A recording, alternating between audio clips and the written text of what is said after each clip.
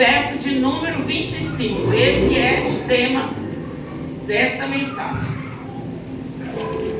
Que diz assim: esta é a promessa que Ele nos fez, a vida eterna. Somente isso. Podem sentar.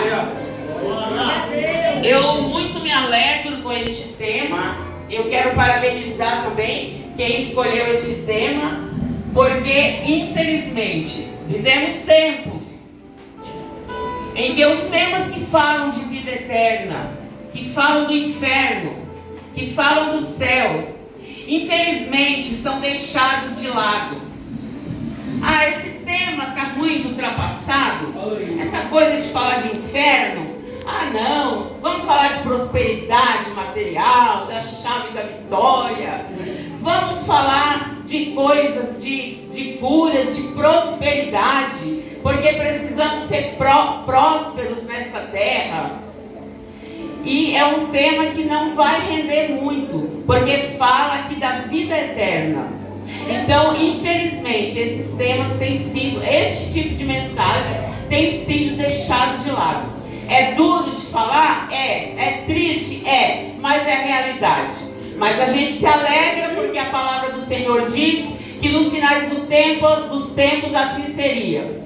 Por se multiplicar a iniquidade, o amor de muitos esfriará. E muitos agora já não querem mais pregar sobre o inferno, sobre a vida eterna. Deixa isso de lado. Na Bíblia existem muitas promessas, muitas, de Gênesis a Apocalipse.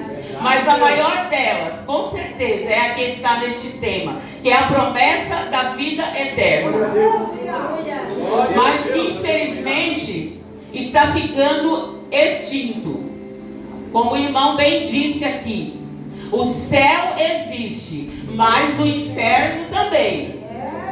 E uma coisa é certa: quem perdeu o céu certamente ganhará o inferno. Mas tem um jeitinho brasileiro, não tem alguma coisa que se possa fazer? Não. Quem perde o inferno, quem perde o céu, ganha o inferno. Isso é certo. Infelizmente, o que a gente se vê, olhando de uma visão geral, no mundo afora, não vou falar que são todas, não quero aqui generalizar, mas eu acredito que 70% a 80% sim. São altares, púlpitos, descompromissados com a verdadeira palavra, porque não falam de vida eterna mais, pregam um evangelho raso, que não tem profundidade na palavra de Deus, um evangelho manco, aleijado, defeituoso, reformado, enganoso, falando uma palavra dos dias de hoje, um evangelho fake news. É isso que nós vemos no mundo afora. Prega aquilo que massageia o nosso ego, aquilo que gostamos de ouvir. Prega aquilo que rende mais, que dá muito mais lucro. Não fica perdendo tempo com essa coisa de inferno. Desse jeito. Verdade, Deus. Se prega um evangelho que se ensina a ter e não ser. Ser o quê? Temente a Deus, obediente a Deus, fiel a Deus, honrando a Deus no seu dia a dia, sem dar mau testemunho, tendo o brilho do Espírito Santo estampado no seu rosto. Esse sim é o evangelho que deve ser pregado, mas que infelizmente os valores estão invertidos. É muito melhor pregar só a vitória, porque agora é só vitória, agora é só vitória, agora é só vitória. Isso é muito mais fácil de pregar e é muito mais gostoso para nós que estamos ouvindo, pregar somente a vitória. É bom a gente pregar a chave do carro, a chave da casa da praia, a chave da casa que está de aluguel, mas agora tem uma casa própria, a casa da fazenda, a casa não sei lá por onde. Mas essa noite o Senhor me incumbiu de uma missão, de pregar sim sobre a chave para a vida eterna. Essa promessa que Deus nos fez. alcançados por essa promessa. Mas infelizmente não são todos que querem. Não são todos que estão preocupados com a vida eterna. Bem disse o nosso irmão, se eu não me engano, Edmilson, do cavaquinho aqui que cantou, ele disse que é melhor ter um barraco no céu do que uma mansão no inferno. Glórias a Deus. Eu disse que eles falaram as coisas que eu ia falar aqui, mas glória a Deus, é confirmação do Senhor. Louvado seja o nome do Senhor. A gente olha e a gente se entristece, porque a gente visualiza em muitas igrejas imensas, que preferem encher as pessoas, preferem ter uma igreja cheia de pessoas, mesmo que sejam cheias de pessoas vazias, mas que pregam um evangelho que agrada o ego de cada um. Infelizmente, nós olhamos e nós visualizamos uma noiva, porque nós, a igreja, nós somos a noiva de Cristo. E nós vemos uma noiva adormecida, uma noiva anêmica, espiritualmente falando. Uma noiva que está tentando despertar, está tentando acordar, mas o sono da negligência fala mais alto. Este sono tem alcançado território, tem alcançado igrejas, e a noiva está adormecida. É tempo desta noiva despertar, é tempo desta noiva entender que o noivo logo virá. Uma noiva que está dormindo o tempo todo. Uma noiva que devia estar ataviada, devia estar adornada, que devia ter um desejo sedento de um encontro do noivo, de se preparar para isso. Mas infelizmente vemos uma noiva sem postura, uma noiva sem desejo no coração de esperar o noivo. Muitas deixaram o grupo das virgens prudentes e se bandearam para o grupo das noivas nécias, aquelas que não colocaram o azeite nas suas lamparinas. E quando o noivo chegou, elas foram pedir para as noivas prudentes que estavam preparadas, mas era muito tarde, não adiantava. Elas não podiam dividir com elas, porque faltaria para elas também. E quando o noivo chega, houve aí um clamor, mas era tarde demais. Então nós, como noiva, vamos acordar, vamos nos posicionar, vamos despertar. A promessa da vida eterna não é só para os crentes, é para todos. Mas muitos por aí nem sabem que existe essa promessa, porque a noiva não se preocupa em pregar, a noiva não se preocupa em anunciar. Então que haja o despertamento. Eu estava esses dias e eu me deparei com uma frase. Eu vou ler aqui para vocês. Olha como essa frase é forte e que tem tudo a ver. Miserável homem sou, pois me deito todos os dias com o coração pulsando pelas ansiedades e não pela eternidade. Meu Deus. É uma frase que ela está se fazendo, ela é presente demais, é isso que exatamente acontece.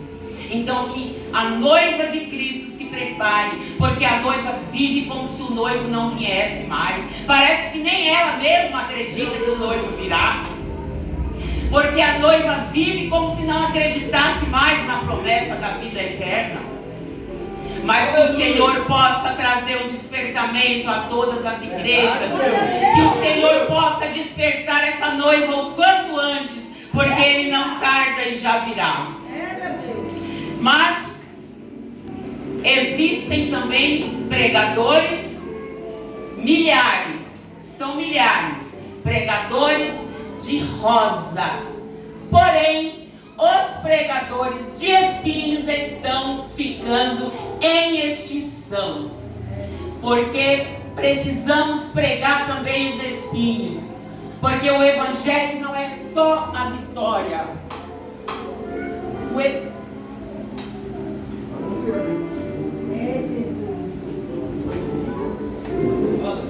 O evangelho, amados, não é só a vitória. O evangelho, a cruz, vai muito mais além disso. E eu quero aqui, falando de vida eterna, eu quero citar aqui o exemplo que está em Marcos, capítulo 10 e verso 17. A história de um jovem rico. Algumas Bíblias está o mancebo rico. E este jovem, ele foi na direção de Jesus e ele disse: bom mestre, o que eu devo fazer para herdar a vida eterna? Já chegou chavecando Jesus, chamando ele de bom. Sabe, dando um chaveco para vai que cola? É bem por aí. E aí Jesus falou: por que me chama de bom? Bom só há um, que é Deus. Então Jesus ali já deu chega para lá dele. Aí Jesus falou: conhece os mandamentos? Não matarás, não adulterarás, não honrar pai e mãe, e por aí, vocês sabem todos. Conhece? Ah, Senhor, eu os tenho guardado desde a mocidade. Conheço e guardo, e eles se cumprem na minha vida. Ele não estava blefando, mentindo, usando de engano. Realmente ele tinha um perfil, sim, bom, que era mesmo de guardar os mandamentos. Mas Jesus diz para ele vender tudo que ele tinha e dar aos pobres. Quando ele chega perto de Jesus, o semblante dele era diferente. Mas quando Jesus responde, quando ele entende que tem que largar a sua riqueza e dividir com os pobres, para isso ele alcançar a vida eterna, o seu semblante ali caiu no momento. Porque o apego às coisas materiais, o apego às coisas terrenas falaram mais alto. E ele se entristeceu muito. E ele saiu por ali. Para herdar a vida eterna, é preciso praticar o desapego. Desapego das coisas terrestres, das coisas desta terra, do encanto desta terra, que vem para nos tragar, que vem para nos ofuscar, para nos enganar. É necessário ter desapego, sim, para herdar a vida eterna. Para herdar a vida eterna, renúncia. Glória a Deus. Você está disposto a renunciar às coisas terrenas dessa terra? Porque a vida eterna é mais valiosa que qualquer bem material, qualquer montão de milhões, bilhões e trilhões aqui nesta terra. Pensa bem, se você está disposto a desapegar, a renunciar a tantas coisas por Jesus de Nazaré. Glória a Deus.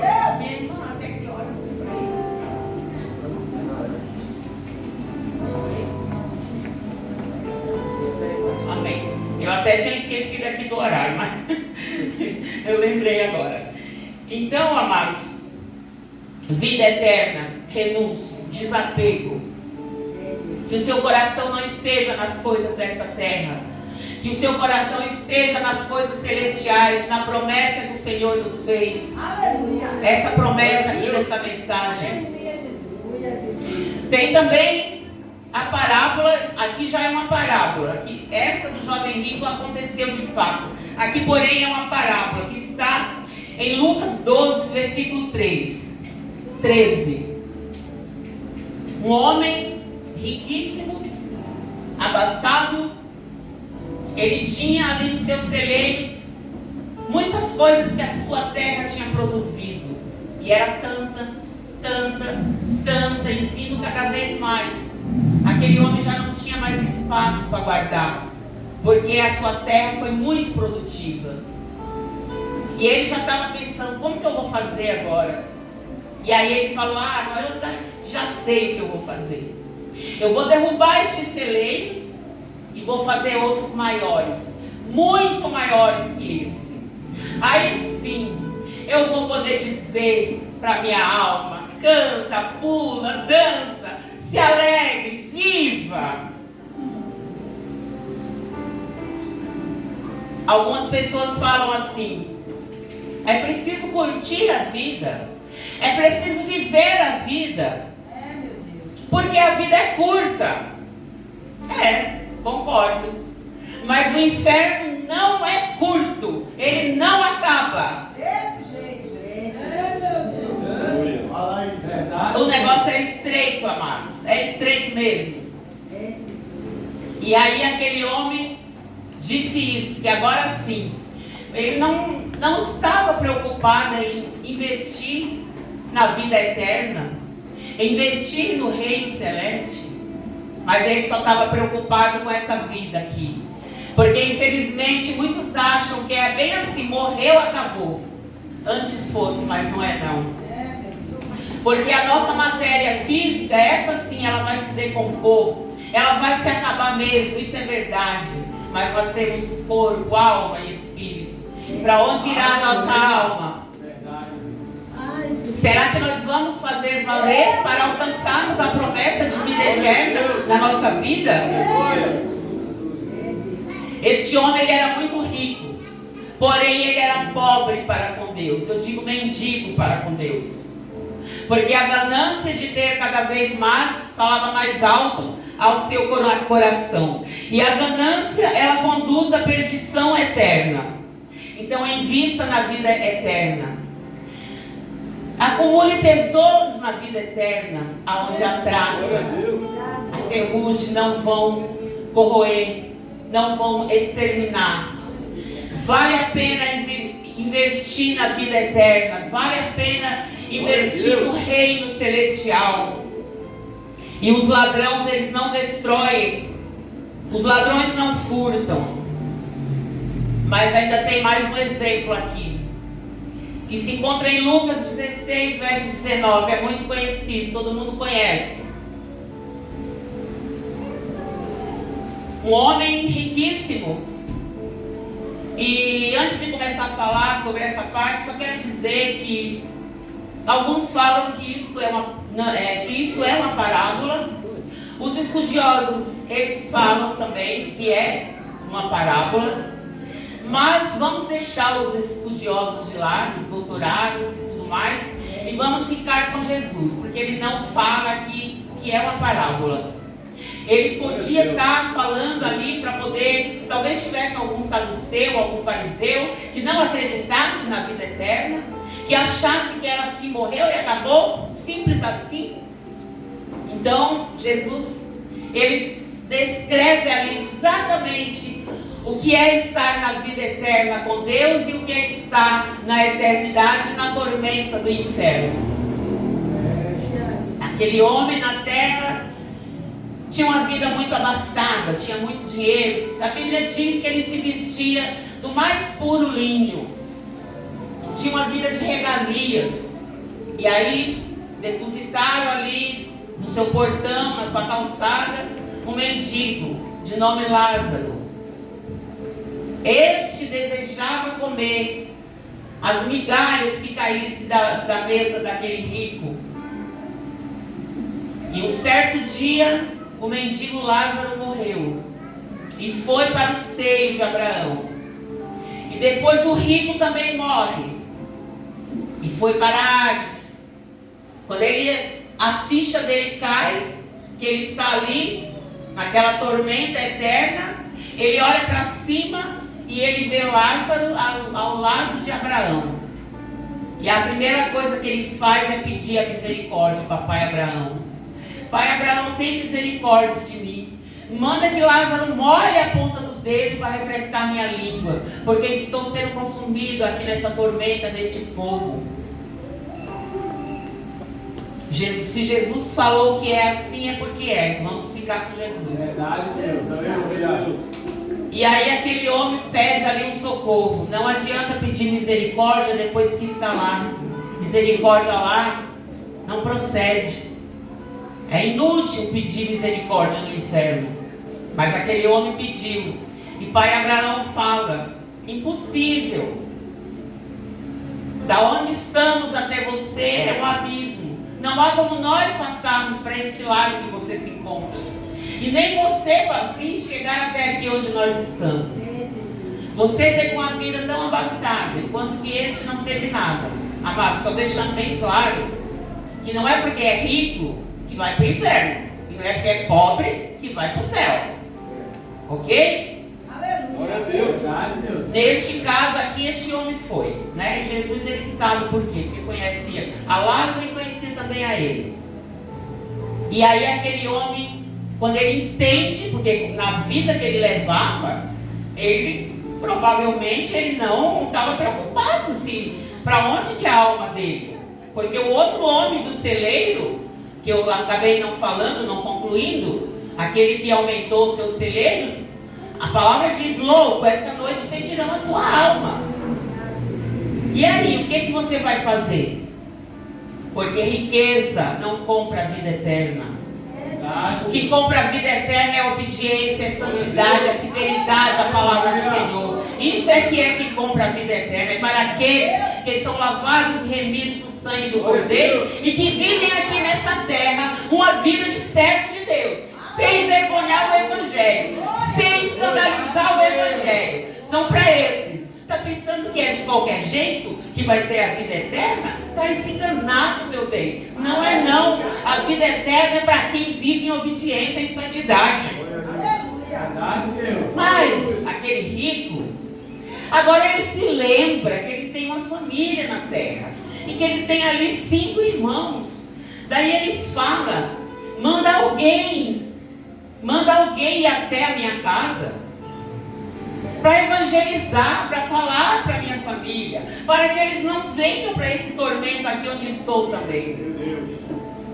Pai Abraão fala: eles têm Moisés e os profetas. Não, pai Abraão, mas se for alguém dos mortos, alguém que já morreu, eles vão acreditar. E pai Abraão fala: se inútil, se eles não ouvem Moisés e os profetas, eles também não acreditarão e nem se converterão, ainda que vai alguém do mundo dos mortos. Eles estavam querendo evangelismo, amados. Amados, evangelismo é para agora, é para esta vida. Você tem evangelizado a sua família? Você tem dito que existe uma promessa de vida eterna para aquele que aceita Jesus Cristo como seu único e suficiente Salvador? Você tem dito aos seus parentes, à sua família? Você tem evangelizado? Porque este daqui pediu um evangelismo em uma hora que já era tarde demais, não ia adiantar. Ele teve sede também, uma sede física lá. Só que nós temos que ter sede da palavra de Deus, sede de vida eterna, sede de morar no céu, é ainda nesta terra, para que consigamos depois lá em cima, na glória que espera, os salvos e remidos pelo sangue do Cordeiro. Mas existiu também uma mulher, em João 4, 13 e 14. Essa mulher tinha uma vida toda torta, cheia de erros, cheia de pecados. Veio ao meio-dia pegar água no poço. E Jesus havia passado por ali com seus discípulos. Mandou que os seus discípulos fossem comprar alimento. E ficou ali no poço para descansar. O poço de Jacó. E essa mulher veio. E Jesus pediu água para ela. Aí ela: como assim o Senhor, sendo judeu, pedir água para mim, que eu sou uma samaritana? Os judeus não se entendem, não se dão com os samaritanos. A mulher ficou assustada.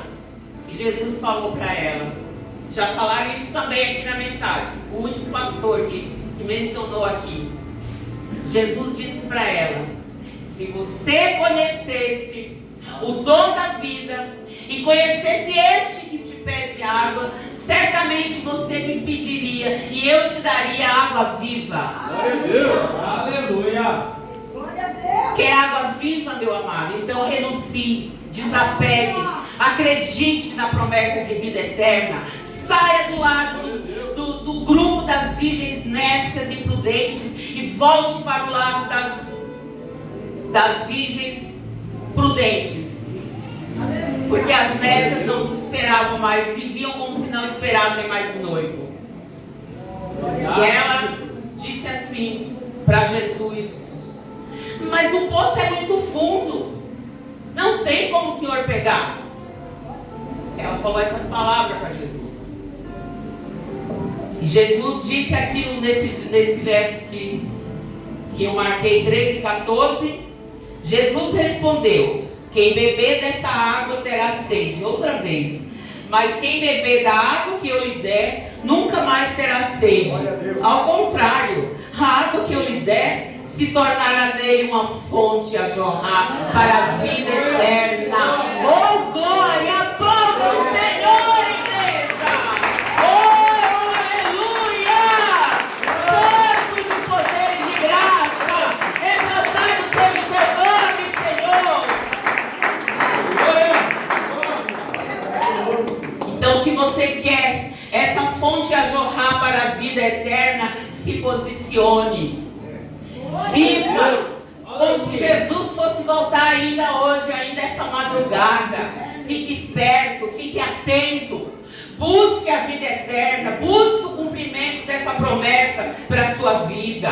Porque em Romanos 6:23 diz assim: pois o salário do pecado é a morte, mas o dom gratuito de Deus é a vida eterna em Cristo Jesus, nosso Senhor. Glórias a Deus, aleluia. É de graça, querido. É dom gratuito de Deus. Não precisa ficar trabalhando anos para pagar. Não precisa fazer piques, meu querido. Você só precisa o desejo de servir a Jesus. E assim beber a água da vida, que é o próprio Jesus, e se posicionar ansioso, sedento, ansioso por vida eterna, não como aqui da frase, que é um coração pulsando pelas ansiedades e não pela eternidade. Que o seu coração possa pulsar fortemente pela eternidade com o Senhor, porque isso não é o conto da carochinha, não é conversa de crente fanático, não. Isso é realidade, porque a palavra do Senhor não mudou e nunca vai mudar. E aqui tudo haverá de se cumprir. Doa quem doer, doa o inferno, mas a palavra do Senhor se cumprirá, queira ou não queira. Aleluia!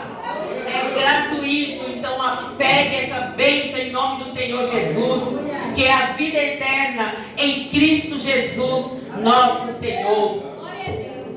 Agora eu quero falar um versículo muito conhecido, que até as criancinhas pequenas sabem de cor. Eu vou falar, mas a última frase eu quero ouvir a igreja falando. Eu não vou falar o final do versículo, mas vocês vão falar. Eu quero que vocês falem com muita alegria, porque o oxigênio de Jesus está aí, como foi cantado nessa noite. O oxigênio de Jesus, o oxigênio do Senhor. Então mostra que você tem o oxigênio, mostra que você acredita. E quando eu estiver terminando esse versículo, vocês completem a frase que diz assim: João 3,16. Todo mundo sabe de cor e salteado. Porque Deus, quem? Deus amou o mundo de tal maneira. O que significa esse tal? Como assim tal? Tal é difícil de explicar. Por mais que você vasculhe um dicionário sofisticado, uma palavra bonita, não vai conseguir. Isso aqui é indescritível, porque o amor do Senhor é tão imenso, tão grande, que aí ele coloca assim: de tal maneira, porque é algo inexplicável. E você não pode negociar a vida eterna, porque a vida eterna é inegociável. Não se venda aos prazeres deste mundo. Não aceite os manjares deste mundo. Cuidado com as Jezabéis. Melhor dizendo, a Piribel, que é uma mistura de piriguete com Jezabel, que vira Piribel. E essas danadas, elas estão em toda a esquina. Cuidado, querido, abre o teu olho. Ela vem parecendo que é tudo normal, que é tudo lindo, mas a Piribel quer te roubar a promessa da vida eterna. Então abre o teu olho, querido. Então agora sim, eu vou ler o versículo. Porque Deus amou o mundo de tal maneira que deu o seu Filho unigênito, para que todo aquele que nele crê não pereça, mas quer ouvir de novo. Aleluia! Glórias a Deus!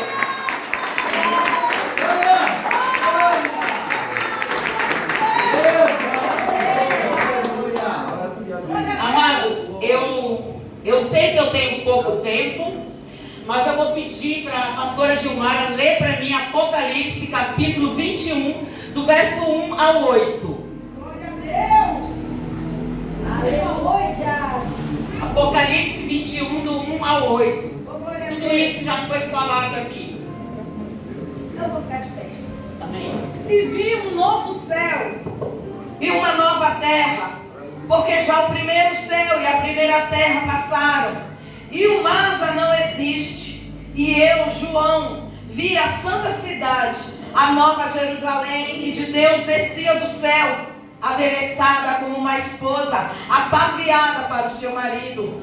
E ouvi uma grande voz do céu que dizia: eis aqui o tabernáculo de Deus com os homens, pois com eles habitará, e eles serão o seu povo, e o mesmo Deus estará com eles, e será o seu Deus. E Deus limpará de seus olhos toda lágrima, e não haverá mais morte, nem pranto, nem clamor, nem dor, porque já as primeiras coisas são passadas. E o que estava sentado sobre o trono disse: eis que faço nova todas as coisas. E disse-me: escreve, porque estas palavras são verdadeiras e fiéis. E disse-me: mas está cumprido. Eu sou o Alfa e o Ômega, o princípio e o fim. A quem quer que estiver sede, de graça lhe darei da fonte da água da vida.